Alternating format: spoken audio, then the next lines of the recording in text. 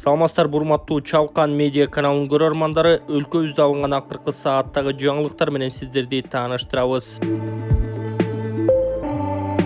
Сүйүнчү Акчол Махмудов дүйнө чемпиону болду.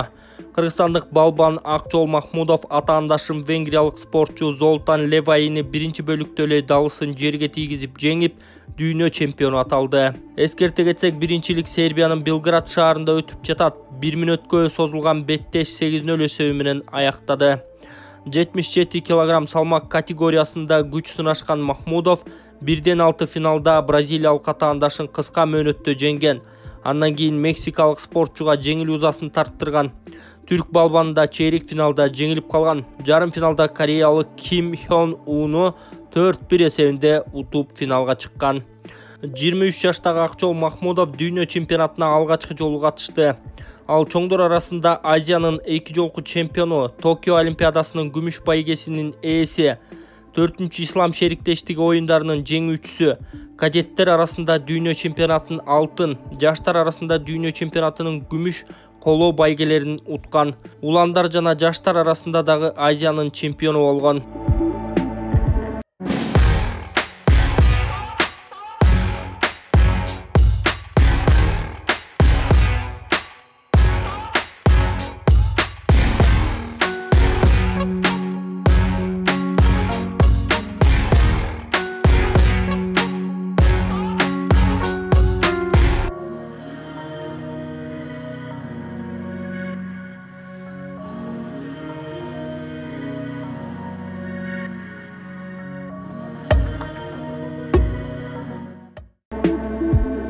Президент Жалал Абадта чек-арачыларга жаңы үйдүн ачкычын тапшырды. Президент Садыр Жапаров Жалал Абадка болгон иш сапарынын алкагында УКМКнын чек-ара кызматынын кызматкерлерине жаңы батирлердин ачкычын тапшырганын маалымат кызматы билдирди. Чогулгандардын алдында сүйлөп жатып, мамлекет башчысы өлкөдө бюджеттик чөйрөдө иштегендердин эмгек акысы көтөрүлгөнүн эске салып, ошондой эле пенсия өлчөмүн жогорулатуу пландалып жатканын белгиледи. Ар бир адамдын телегейи тегиз, санасы тынч болушу үчүн албетте үстүндө үйү болушу керек. Жарандарыбыз баш калка үчүн Бишкектин айланасын тегерете канчалаган жерлерге үй салып, жаңы конуштар пайда болду. Ал эми чек-арачы аскер кызматчыларыбыз ар дайым мекенчегинде көздүн карегинде кайтаруу менен алек болуп, үй салууга чолосу жок эле, деди Жапаров. Мамлекет башчысы турак жай курууга республикалык бюджеттен 100 миллион сомдон ашык каражат бөлүнгөнүн белгиледи. Учурда Шамалды сай чек-ара отрядынын имаратын кайра реконструкциялоо иштери жүргүзүлүп жатат. Чек-ара курамды сапаттоо, даярдоо максатында бөлүктүн материалдык техникалык базасы жакшыртылып, окуу машыгуу иштери заманбап каражаттар менен камсыздалат. Мамлекет башчысы ошондой эле учурда Баткен облусунда жайгашкан аскер бөлүктөрүндө кызмат өтөп жаткан аскер кызматкерлеринин айлык маянасын жогорулатуу пландалып жатканын кошумчалады. Келечекте Улуттук коопсуздук мамлекеттик комитетинин чек-ара кызматынын бардык жеке курамдарынын маянасын көтөрөбүз, деди ал. Иш сапардын алкагында президент эски жатакана имаратын 70 чек-арачынын үй бүлөсү үчүн реконструкциялоо долбоорун көрдү. Имараттын сапаттуу капиталдык оңдоосу жана чек-ара кызматынын кызматкерлерин ыңгайлуу, заманбап батирлер менен камсыздоо үчүн республикалык бюджеттен каражат кароону тапшырды. Бардык мекен коргоочулар эч нерсеге муктаж болбой, башка керектөөлөрүн ойлобой, бир гана ата мекендин коопсуздугу деп кызмат өтөсө, өлкөбүздө тынчтык өкүм сүрөт. Мына ошондуктан урматтуу офицерлер, кызматкерлер, баарыңыздарды ак өргөлүү болушуңар менен чын дилимден куттуктаймын. Ушул жаңы имаратты курууга республикалык бюджеттен 100 миллион сомдон ашык каражат бөлүнгөн.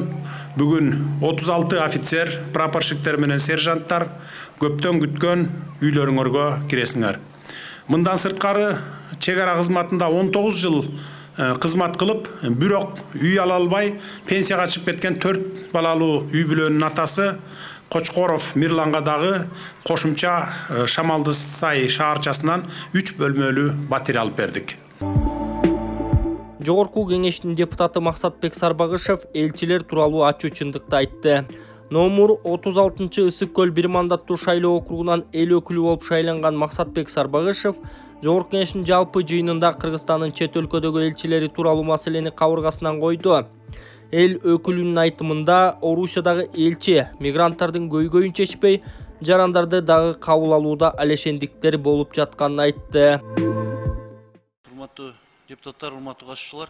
Бул жерде негизи жакшы маселе талкууга алынып атат, бирок биздин коллегалар айткандай, мындай масштабный кылып дагы жетекчилер менен биргеликте ачышса, бул маселени көчөдө палатадан көтөрдүк элек. Ар бир орун басар ушундай жетекчи менен кеңешишибиз керек же жетекчинин жообу керек деген жоопторду угуп келатабыз. Анан эми туура бул жагынан. Бирок менин сунушум бүгүнкү протоколго чечимге киргизип, мына жогоруда коллегалар айтып кетти, биздики 20 майда болгон чечимдин аткарылышы азыр сурай келсек, мен по пункттан сурайын деген, бирок коллегалардын сунушун колдоп, по пункттан бияктан сурай келсек, бирөөдө аткарылган жок, ачыгын айтканда. Ошон үчүн биздики чечим чыгып эле, кайра дагы бир рет калып калбастан, ушул бүгүнкү чечим менен Акылбек Тозбаев сиз айткандай бир чара колдонуу максатында. И менин сунушум деп атканым, бул жерде жеке эле жалгыз эле Россия Федерациясы эмес. Өткөндө дагы бир башка мамлекеттердеги консулстволор менен, посолдор менен сүйлөшүп отурсак, аякта момундай карапайым эл менен жолугушуп көрбөгөн посолдор отурат. Ушул кандай критерийлер менен, кимге отчет берет, кайсы маалда отчет берет, убактысы канча, өзүнүн аткарылган иштери тууралуу. Ошол мисалы 5 жылга шайланса, 5 жыл бою эптеп өзүнүн ошол жердеги бизнесин алып жүрө бербестен, ушундай болгон нерселерге, көйгөйлөргө токтолуп, ошол эл менен жолугушуп, мына кече эле жакында эле бир Россия Федерациясынан бирөө келди. Мындай бир карапайым балдар менен ал жерде биздин посол жолукпайт экен. Ал жанагы кичине мындай бир ошол жерде отурукташып калган, колунда барлар менен эле жолугуп, жыйын өткөзүп эле бизге келип отчетту берип атат. Ушуну жеке эле Россия Федерациясы эмес, ар бир мамлекеттин болгон биздин иш алып барып аткан посолдордун бардыгы менен мындай бир анализдеп туруп, ушуну чечимге киргизип алалы деген менин сунушум.